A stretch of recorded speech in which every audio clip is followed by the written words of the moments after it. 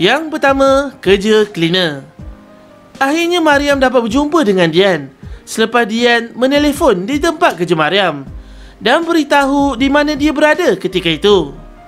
Selepas itu, mereka berdua pergi ke KLIA untuk berjumpa dengan Zarif. Dijanjikan pukul 8 pagi, tapi pukul 10 pagi barulah mereka berdua sampai. Naik darah Zarif dibuatnya.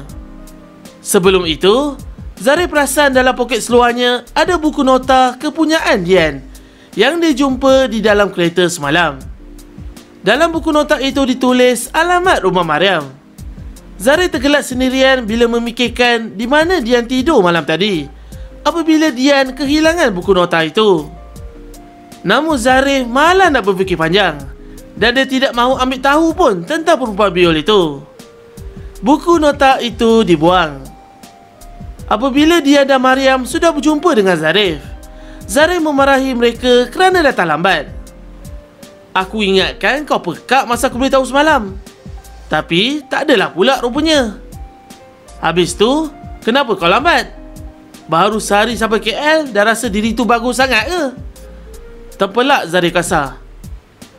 Selepas itu, Mariam memelih Zarif yang mengatakan ada seorang hamba Allah tu tidak memikul amanah yang diberi. Panas hati Zarif mendengarnya. Tapi sebenarnya, Zarif ada rancangannya sendiri dan dia mahu Dian bekerja sebagai cleaner di KLIA, bukannya di Pejabat Arman. Kemudian, tiba-tiba Zarif mendapat panggilan dari Nek Tok untuk tahu keadaan Dian.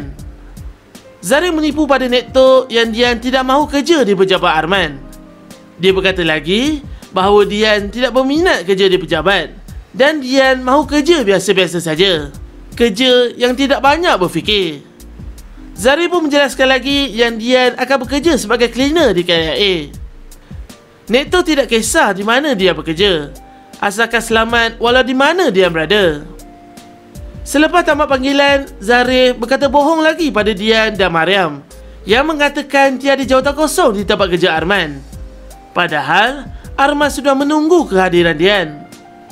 Nampaknya Dian tiada pilihan dan dia pun bersetuju untuk bekerja di situ sebagai cleaner.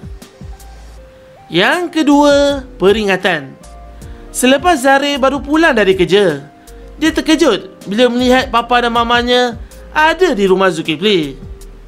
Zarif mula terfikir mesti mamanya ada kunci kedua kondo itu. Padahal bukan. Datin Munirah menjelaskan pada anaknya yang Zul ada sebentar tadi, tapi dia sudah pergi ke rumah makciknya di Keramat. Tujuan Datuk Saleh dan Datin Munirah datang tidak lain tidak bukan sudah semestinya mengenai soal jodoh Zarif. Datuk Saleh ada menasihati isterinya, tapi Datin Munirah tetap berdegil dan dia tetap mahu meneruskan rancangannya demi pembahagian harta di masa depan. Zarif perlu kahwin supaya dapatkan zuriat dan pembahagian harta akan lebih banyak kepada cicit kandung berbanding cicit angkat. Datuk Saleh ada berkata bahawa kalau mak pendek umur sekalipun, dia tetap mendapat pembahagian harta itu kerana dia adalah satu-satunya anak tunggal Nek Tok Asna. Datin Munirah berkata balik pada suaminya bahawa jangan terlalu yakin. Kemungkinan Arman akan mendapat pembahagian harta yang lebih banyak. Begitu juga dengan cicit kesayangan Nek Tok iaitu Elina. Yang ketiga, plan Rahman. Zarif, Zulkifli dan Rahman lepak bersama.